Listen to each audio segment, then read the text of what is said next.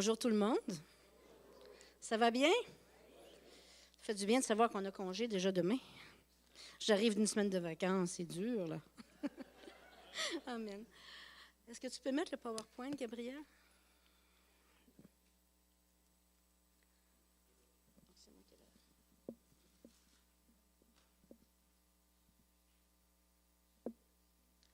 Ce matin, un pour tous et tous pour un.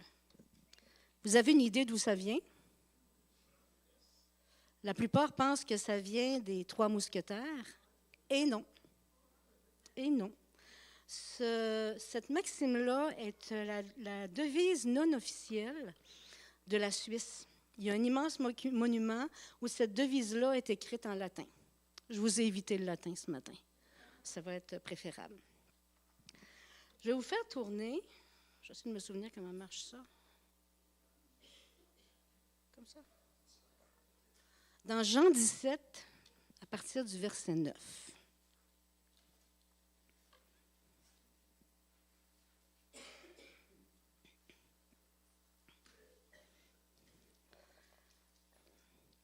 C'est pour eux que je prie.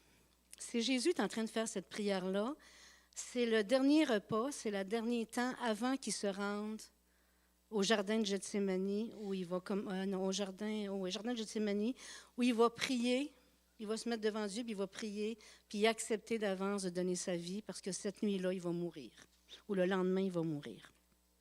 Et c'est sa dernière prière à la fin du repas avec ses disciples. Il n'y a que Jean qui le mentionne. Dans les autres évangiles, cette prière-là n'est pas mentionnée. C'est pour eux que je prie. Je ne prie pas pour le monde, mais pour ceux que tu m'as donnés, parce qu'ils sont à toi. Et tout ce qui est à moi est à toi. Et tout ce qui est à toi est à moi. Et je suis glorifié en eux. Je ne suis plus dans le monde, et ils sont dans le monde, et je vais à toi, Père Saint. Garde en ton nom ceux que tu m'as donnés, afin qu'ils soient un comme nous. Lorsque j'étais avec eux dans le monde, je les gardais en ton nom. J'ai gardé ceux que tu m'as donnés, et aucun d'eux ne s'est perdu, sinon le fils de perdition, afin que l'Écriture fût accomplie. Et maintenant je vais à toi, et je dis ces choses dans le monde, afin qu'ils aient en eux ma joie parfaite. Je leur ai donné ta parole, et le monde les a haïs, parce qu'ils ne sont pas du monde, comme moi je ne suis pas du monde. Je ne te prie pas de les ôter du monde, mais de les préserver du mal. Ils ne sont pas du monde, comme moi je ne suis pas du monde. Sanctifie-les par ta vérité, ta parole est la vérité. Comme tu m'as envoyé dans le monde, je les ai aussi envoyés dans le monde, et je me sanctifie moi-même pour eux, afin qu'eux aussi soient sanctifiés par la vérité. Ce n'est pas pour eux seulement que je prie, mais encore pour ceux qui croiront en moi par leur parole, afin que tous soient un, comme toi, Père, tu es en moi, et comme je suis en toi, afin qu'eux aussi soient un en nous, pour que le monde croie que tu m'as envoyé. Je leur ai donné la gloire que tu m'as donnée, afin qu'ils soient un comme nous sommes un.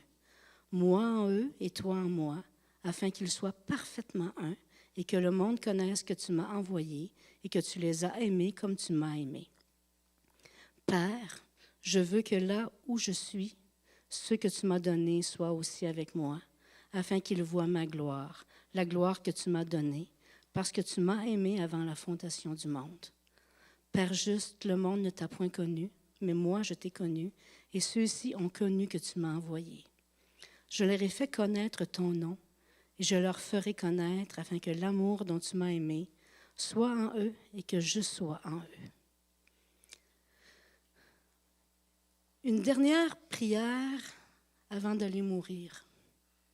Une prière pour les autres et non pas pour lui. On le sait quand on rencontre quelqu'un de notre famille ou quelqu'un de proche qui meurt, puis qu'on entend ces dernières paroles, elles prennent une importance particulière. Ce qui m'a surpris dans ce texte-là, c'est que des fois, moi, quand je prie, on va prier un sujet à l'autre, mais quand il y a quelque chose qui nous tient vraiment à cœur, on le répète à Dieu. On prie pour d'autres choses, on y reparle encore de ce qui nous tient à cœur et on lui en reparle. Puis Ça revient à travers notre temps de prière parce que c'est important pour nous. Mais Jésus a prié 4 fois la même chose dans une seule prière. Je ne suis plus dans le monde, et ils sont dans le monde, et je vais à toi, Père Saint. Garde en ton nom ce que tu m'as donné, afin qu'ils soient un comme nous. C'est une chose qui lui tenait à cœur. Afin que tous soient un comme toi, Père, tu es en moi, et comme je suis en toi, afin qu'eux aussi soient un en nous. C'était quelque chose d'extrêmement important pour Jésus parce qu'il le répète. Et il le répète encore. Je leur ai donné la gloire que tu m'as donnée afin qu'ils soient un, comme nous sommes un. Et une fois de plus, moi en toi, moi en eux et toi en moi, afin qu'ils soient parfaitement un. Et un dernier, je veux que là où je suis, ce que tu m'as donné soit aussi avec moi. Savez-vous que Jésus a toujours été exaucé dans ses prières? Guérit Lazare, ressuscite Lazare, Lazare guérit. Prie pour un aveugle, l'aveugle voit. Prie pour un sourd, le sourd voit. Prie pour que quelqu'un soit pardonné, il est pardonné. Cette prière-là de Jésus lui tenait extrêmement à cœur. Et c'est pour ça que l'Église est appelée le corps de Christ. Il est la tête et nous sommes ses membres. Et qu'on le ressente ou pas, nous sommes un alliage solide dans les mains de Dieu. Mais soyons honnêtes, dans les faits, ce n'est pas toujours si facile que ça.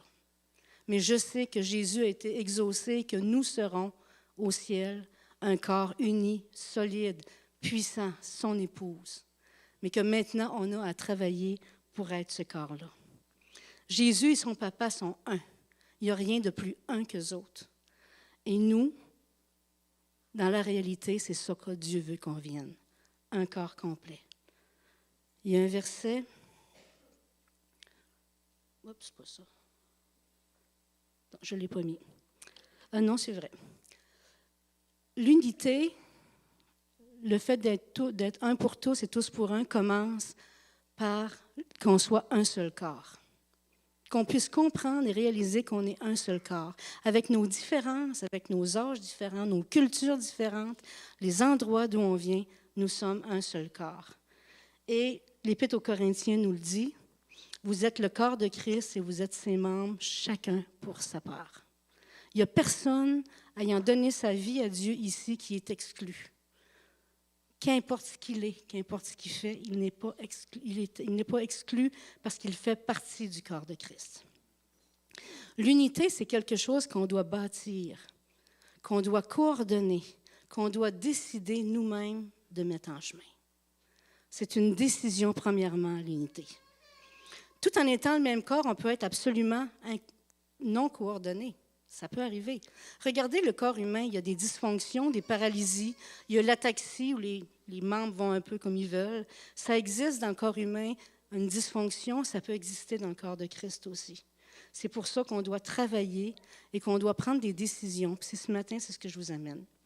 Dieu a institué l'Église au complet dans ce monde entier comme étant le corps de Christ, mais il a aussi institué l'Église locale comme un corps de son corps. Comme un membre complet, une Église complète avec lui à la tête. Jésus a un but précis pour son corps ici, dans cette Église à Rimouski. Bien précis, qu'il a prévu d'avance. Si Jésus a tellement parlé de cette unité-là, c'est ce qu'il voulait qu'ici, que dans l'Église, nous en soyons des agents, des personnes qui vont travailler à ça. C'était le dernier entretien de Jésus à ses disciples, c'est ça que je vous disais. Puis ils s'en sont souvenus. Ils ont noté cette prière-là, ils l'ont écrit, Jean s'en est souvenu, pour nous le donner, pour cette génération-ci, afin qu'on y oublie. Jésus était conscient en priant que quelques heures plus tard, quand les soldats venaient le chercher, les disciples allaient tous prendre la poudre d'escampette. Ils allaient fuir tous autant qu'il était. Mais il avait déjà prié d'avance et il savait qu'à son retour, qu'à sa résurrection, l'Église serait construite à travers les actes des apôtres, à travers le baptême du Saint-Esprit. Mais en priant ce soir-là, il savait qu'est-ce qui allait se passer. Puis il leur faisait voir, moi qui suis Dieu, moi Jésus qui suis le Fils de Dieu, je prie et vous savez. Il venait de passer 3 ans avec Jésus, il savait que Dieu répondait à ses prières. Dans Marc 3, verset 3 à 26, il y a un texte où Jésus explique à des pharisiens qui commencent à lui dire « Hey, tu parles par Belzébul, tu parles par le diable. » Jésus dit « Un royaume qui est divisé contre lui-même ne peut pas subsister. » Et de la même façon, si nous sommes divisés, on ne peut pas subsister. Et c'est facile de dire, oui, on est le corps de Christ, puis on est l'Église, mais ça demande aussi certaines décisions, certains choix, certaines marches à suivre. L'Église ici, elle est dirigée avec l'aide de Dieu vers un rêve pour nous. Dieu a un rêve pour nous en tant que carrefour, en tant que corps local, pour la ville, pour la région, puis qui va s'élargir de plus en plus. Et plus nous serons en unité, plus nous irons ensemble dans ce chemin-là, plus on va voir Dieu nous propulser plus loin. Vous vous souvenez de la prédication de dimanche passé? Si vous ne l'avez pas écoutée, écoutez-la. Si vous l'avez écoutée, réécoutez-la. Je l'ai réécoutée cette semaine, puis je pense que ce ne sera pas la dernière fois. Parce que Dieu nous propulse vers l'avant, il y a quelque chose de prévu. De la même façon que Jésus a honoré le Père, qui a élevé le Père, on est aussi appelé à honorer Jésus en tant que tête de l'Église. Mais plus que ça, l'unité, c'est d'être ensemble avec une tête qui dirige. Je vous raconte quelque chose qui m'est arrivé il y a 3 semaines. Vous avez le droit de rire de moi. Au bureau, j'ai un ordinateur avec 2 écrans. Je travaille sur différents programmes en même temps. J'en ai besoin. Je n'aurais peut-être même besoin de 3. Ils me l'ont offert, mais je trouve que ça fait un peu trop, là. Et là, il y a 3 semaines à peu près, 2-3 semaines, Israël rit déjà parce que à lui, je lui ai compté. J'avais chez moi un portable, un vieux portable. Le style slow, là. Le style tellement lent que tu lui parles pour qu'il ouvre, là. Vas-y, t'es capable, tu vas l'avoir. Et il y a à peu près ça, 3 semaines, j'ai eu un nouvel ordinateur de bureau qui, lui, est un char de course. Mais il fallait que je transfère les documents d'un à l'autre. Fait que j'installe le nouvel ordinateur, sa souris, son clavier, tout ce qu'il faut. J'ouvre le portable, je n'y mets pas de souris, j'ai juste le petit pad où on bouge le doigt, là, ce qui ne marche pas bien. Là. Puis là, je prends le document-là avec mon doigt, puis va sur l'autre ordinateur. Il ne veut pas. Je dis, bon, c'est un slow, on va prendre la souris. Je prends la souris, j'y vais. Voyons, je pense que ça m'a pris 4-5 minutes avant d'allumer 2 ordinateurs, un ordinateur. Ils ne peuvent pas se parler comme ça. Ça ne marche pas comme ça. Il fallait qu'il y ait une seule autorité sur mes 2 écrans. J'étais fatiguée ce soir-là. On va se donner des excuses. Là. Le pire, c'est qu'en travaillant dans la soirée, je m'y suis repris à 3-4 fois en faisant la même affaire. Hein.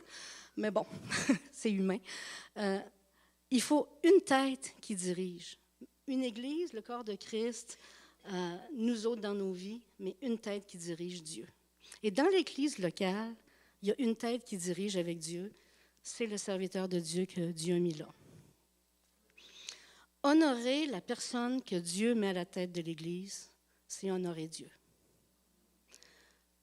Ce n'est pas une chose toujours facile quand on n'a pas d'atome crochu. Mais ça va bien. Ça va bien. Je le surveille.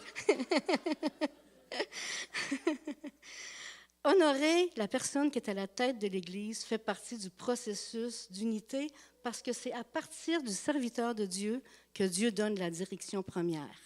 Il va utiliser sa personnalité. Il va utiliser qui il est. Il va utiliser... Dieu va mettre son rêve dans la tête du serviteur, dans le cœur du serviteur de Dieu qu'il a choisi. Je vous donne un exemple bien concret. La semaine dernière, on est allé faire un pique-nique ensemble, les 4 églises.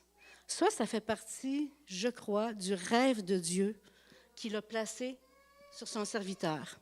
Il y a des choses qu'on va choisir en Église de faire. On choisit ensemble que tel ministère fonctionne de telle façon. On choisit en comité que telle chose se fait de telle autre façon.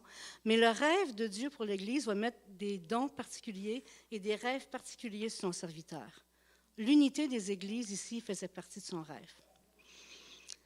Je vous raconte qu'il a commencé à parler de ça dès le début. Il y a 3 ans, son arrivée, ça n'a pas été trop long. J'étais contre. Personne ne le savait. Ni lui, ni le comité, ni les gens avec qui je travaillais, ni même mes amis les plus proches. Personne ne savait que pour moi, ça c'était là, on verra bien. On verra bien. Mais parce que j'ai voulu honorer le fait que c'est Dieu qui lui parlait, même si je n'étais pas bien avec ça, Dieu petit à petit m'a convaincue. Puis Dieu petit à petit m'a fait entrer dans ce rêve-là. Si j'avais commencé à dire « ça n'a pas de bon sens, nanana », puis s'il ne se souvient pas du passé, puis il ne se souvient pas de ci, puis qu'est-ce que vous pensez qui serait passé? Une division, un schisme, de la colère, du mémérage.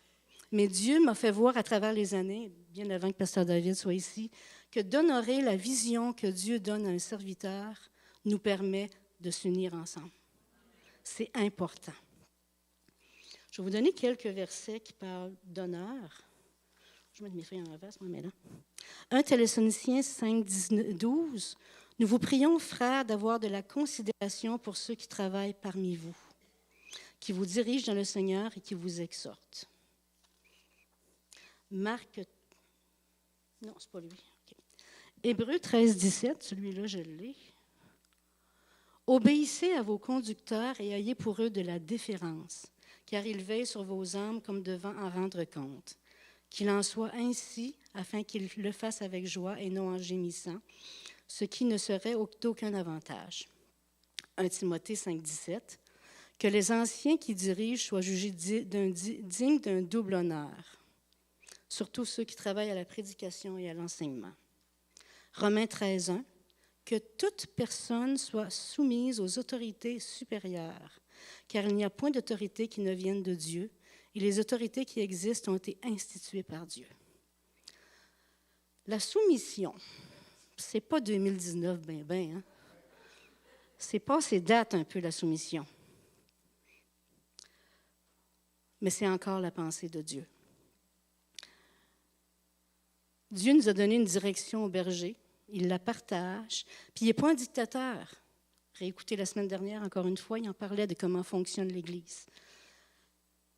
Puis se soumettre à quelqu'un, se soumettre à une vision, c'est permettre à Dieu de nous amener plus loin. Plus on va être unis et soumis à la même direction, plus on va être apte à voir l'Église grandir. Les leaders ne sont pas parfaits. Le pasteur n'est pas parfait. Mais Dieu les a placés pour que nous formions un assemblage coordonné, uni, efficace. Si on veut être un pour Jésus, il faut être un dans nos équipes aussi. Être un, pasteur et ses équipes de leaders. Être un, responsable de musique avec son équipe de musique. Ministère de la femme, ministère des hommes, je ne les nommerai pas toutes. À partir du moment où tu honores la personne avec qui tu travailles, tu te mets sous une position de voir grandir les choses. Est-ce qu'il y a parfois des discussions, des choses à jaser? Bien sûr. Mais honore tes dirigeants. Honorer ses dirigeants fait grandir. Plus on va honorer les gens qui nous suivent, qu'on veut suivre pour marcher dans l'Église, plus on va voir des grandes choses arriver. Parfois, on ne réalise pas à quel point on peut apprendre des autres. Dernièrement, à une des réunions de comité de diacres, j'écoutais les frères parler. Là, je suis toute seule de fille, mais j'ai bien du fun. Puis, à un moment donné, il y en a un qui a sorti quelque chose, une phrase qui était pleine d'amour pour quelqu'un dans l'Église. Puis des fois, j'ai envie de les applaudir tellement ils sortent des affaires que c'est « wow ». Je me retiens, là. Je devrais. Mais savez-vous ce que ça m'a fait réaliser? David Chassé d'étain. Vous savez ce que c'est, hein, une brassée de linge toute blanche, puis tu as oublié le gilet rouge neuf dedans? Tout devient rose. Mais lui, Dieu lui a donné un amour particulier pour l'Église. Ça, on l'a remarqué dès son arrivée, puis c'est ce qui ressort à travers les relations de l'Église. Mais ce n'est pas comme une brassée de linge, parce que plus il va aimer, plus nous, on devient des gens qui aiment, puis on n'est pas rose, on est complètement rouge, parce que Dieu n'arrête pas de déverser cet amour-là. Dieu n'arrête pas. Plus on aime, plus Dieu aime. Plus Dieu nous permet d'aimer, et plus cette couleur-là de Dieu transparaît dans l'Église. Puis ça, on peut l'honorer chez lui. Puis on peut l'honorer chez la mesure des gens qui le font. Et puis à un moment donné, ça part des autres leaders, puis ça part de chacune des personnes de l'Église. Cet amour-là a déteint et est en train de nous permettre de déteindre ailleurs. Aujourd'hui, l'amour de Dieu, elle transpire dans l'Église. Moi, je le vois, moi, je le ressens. Mais ça a parti de la tête de l'Église. Puis je t'honore pour ça. Un leader, ce n'est pas un cow-boy solitaire. C'est quelqu'un qui travaille en équipe. Puis dans l'Église, c'est comme ça que c'est maintenant. Puis c'est important de prier pour vos leaders, pour vos responsables, de n'importe quel ministère où vous êtes. Puis si vous n'êtes pas impliqué, priez pour toute la gang. Tant pis pour vous autres, plus de job. C'est bien correct.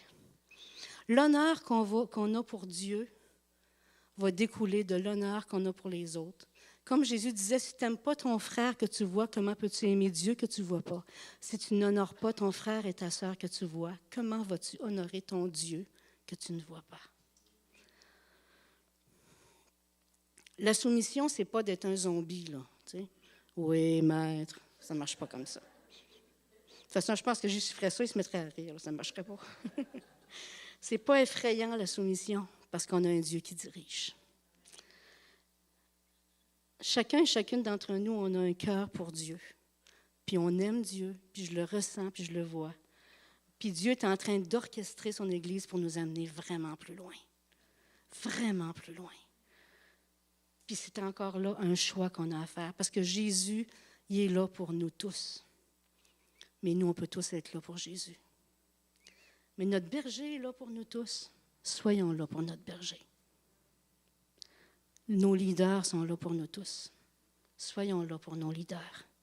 Avec amour, avec honneur, avec écoute, avec obéissance et surtout avec prière. Parce que c'est important.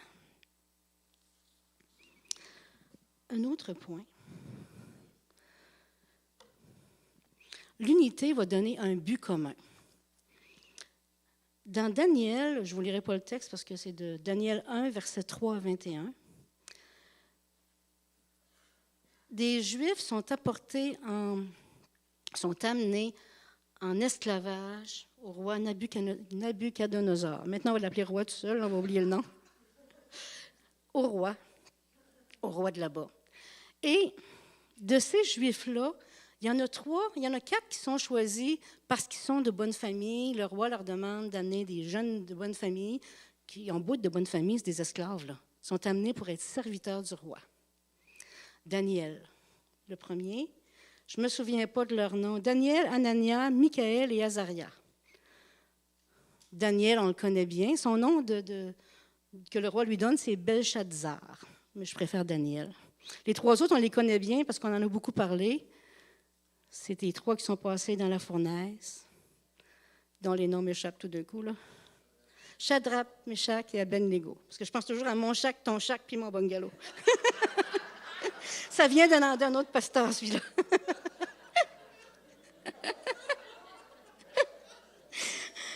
Elle n'est pas de moi. Elle n'est pas de moi.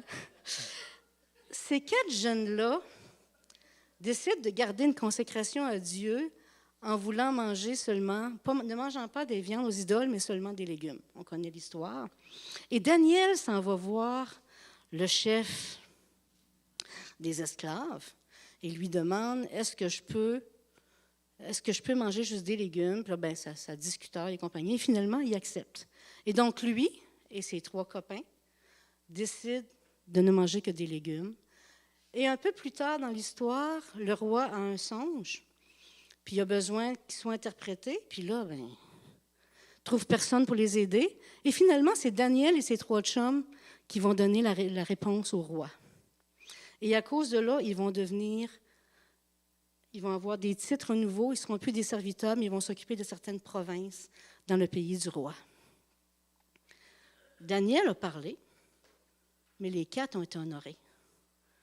Dans une église, dans un corps comme ça, il y a toujours souvent une personne qui parle, mais les autres qui marchent avec vont être bénis aussi.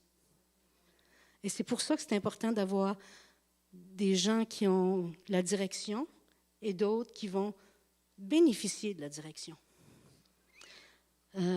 Il avait fallu choisir un leader. Daniel a été le leader à ce moment donné-là. Et ça a permis que les 3 autres jeunes hommes soient affermis en Dieu. Qu'eux autres aussi, même si ce n'est pas eux qui avaient parlé, ils ont suivi la direction de Dieu et ils ont été bénis aussi. Quand Dieu a utilisé Daniel, il a aussi utilisé les 3 autres. Dieu aurait pu donner juste la révélation du rêve à Daniel, celui qui avait la grande gueule. Tu sais, façon de parler. C'est lui qui était allé parler pour les autres. Mais il a choisi de bénir les 4. Parce que pour Dieu, il y a toujours équipe. Ces hommes, c'étaient des jeunes hommes de bonne famille. Ils avaient été choisis pour servir Dieu. Ils perdaient beaucoup de leurs conditions. Ils perdaient leur liberté. Ils perdaient le fait qu'eux devaient déjà avoir des serviteurs et ils devenaient eux-mêmes serviteurs. Au lieu de se gémir, de chialer, de critiquer, ils ont décidé de prendre des directions pour servir Dieu et ils ont été bénis. Point suivant. Nos 3 copains dans la fournaise, le roi décide de faire une statue, il demande aux gens de se prosterner, ils refusent et ils se retrouvent dans la fournaise. Vous connaissez l'histoire? Le roi est très en colère parce que les jeunes disent « Nous, on va servir Dieu, qu'on meure ou qu'on vive. Dieu peut nous sauver, mais même s'il ne le fait pas, on va dans la fournaise. » Daniel n'était pas là. Est-ce qu'on les entend critiquer du fait que Daniel n'est pas là? Daniel était probablement en train de travailler ailleurs dans la province où il avait été nommé. Je n'ai aucune donnée là-dessus. Mais ces jeunes hommes-là ont tout simplement, parce qu'ils étaient habitués de marcher ensemble avec Dieu, ils s'étaient habitués à être unis ensemble, ils se sont collés les 3 ensemble pour aller vivre le temps difficile. Nous, on sait que Dieu les a sortis de là. Mais eux, cette journée-là, ils ne le savaient pas. Mais à cause de cette décision qu'ils avaient prise de marcher ensemble avec Dieu, ils ont pu ensemble passer à travers la difficulté. Ça nous arrive aussi de vivre des choses difficiles. Ça peut arriver en tant qu'Église, ça peut arriver en tant que ministère, ça peut arriver en tant que personne ensemble dans l'Église. Le fait d'être un corps collé, soudé ensemble, c'est aussi une façon d'être capable de passer à travers.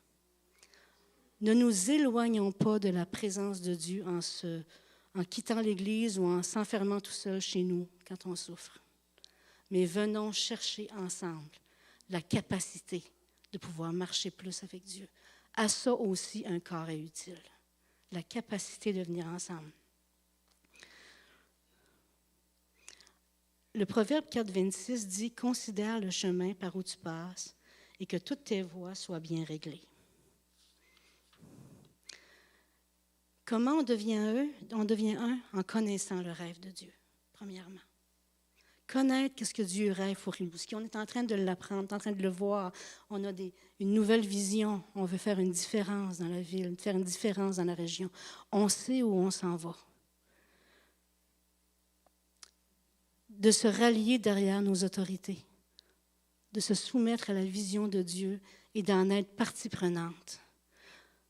Tout à l'heure, Pasteur David parlait d'aller voir les feuilles où on peut s'impliquer. Faites-le, de grâce, faites-le. C'est tellement bénissant d'être partie prenante dans le corps de Christ. Dieu donne le rêve au berger, Dieu l'élargit au leadership, puis Dieu fait grandir le rêve. Ça devient mon rêve, mais ça devient ton rêve. Le rêve de chacune des personnes ici, mis en marche ensemble pour que Dieu puisse prendre toute la place. On doit adhérer à ce rêve-là, on doit y croire, on doit être un pour y participer. C'est possible de créer quelque chose qui ne vient pas de Dieu. Pensez à la tour de Babel. Tous ensemble, ils réussissaient. Imaginez avec Dieu. Tous ensemble, avec sa gloire, avec son onction, ce qui va se construire va être encore plus magnifique, plus que vous pouvez l'imaginer.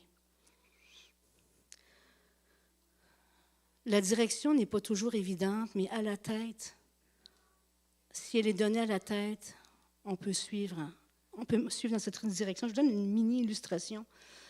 Moi, pendant longtemps, j'ai fait du vélo avec mon papa, qui est un maniaque fini. Là, il fait encore à 86 ans. Il fait encore à 86 ans du 40 à 50 km par jour. Vous comprenez que je ne le suis plus. Puis, dans le temps, j'en faisais avec lui, on en faisait dans le bois. Il y avait toujours des espèces de petits chemins là, de 10 pouces de large jusqu'à peut-être 3-4 pieds, là, dépendant par où on passait. Lui, il passait dans ça comme si de rien n'était. Puis moi, je commençais, puis je me retrouvais en dessous d'un sapin, ou je ne sais pas où. On me disait, c'était où? Il vient me chercher, je suis pris. Puis mon père m'a appris une vérité qui s'applique n'importe où. Ne regarde pas autour, regarde le chemin par où tu passes. C'est le chemin qu'il faut que tu regardes. Même si la voie a 4 pouces de large, si tu regardes le chemin où Dieu te mène, tu vas être capable sans tomber. Ne regarde pas autour, regarde le chemin. Et Dieu nous donne la direction pour ce chemin-là. Philippiens 3,16, je pense que je l'ai. Seulement au point où nous en sommes parvenus, marchons d'un même pas. Je pense que c'était un verset de la semaine dernière. Au point où nous en sommes parvenus, marchons d'un même pas. Nous serons unis parce que nous sommes un seul corps, créé par Dieu, voulu par Dieu, ça c'est une réalité. Mais nous marcherons dans l'unité parce qu'on va choisir d'avoir une seule tête. Jésus-Christ à la tête et un berger à notre tête, des leaders à notre tête. On va être en unité parce qu'on va s'en aller exactement avec un but commun à la même place. On va suivre le même chemin. Et cette unité-là va être un soutien extraordinaire parce qu'il va y arriver des difficultés. Il va arriver des choses plus dures. Mais en tant que corps, on va se prendre soin les uns des autres. Je vais demander aux musiciens de revenir.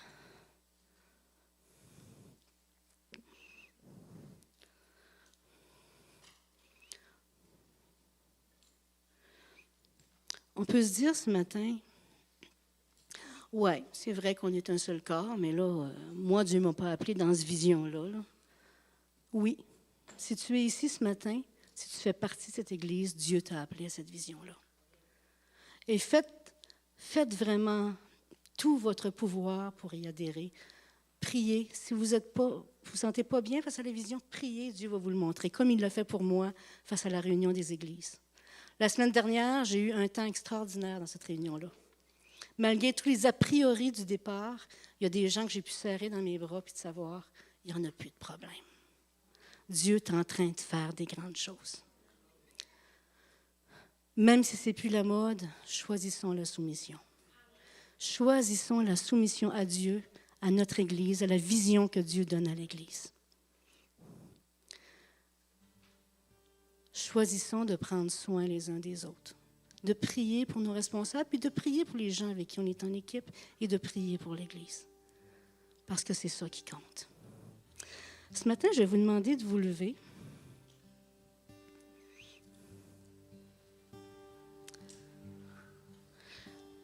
J'aimerais qu'on puisse démontrer à Dieu notre désir de marcher en unité, en s'avançant tous ensemble ici en avant, en se prenant par la main, puis en se disant avec Dieu, on est ensemble, on s'en va faire des merveilles.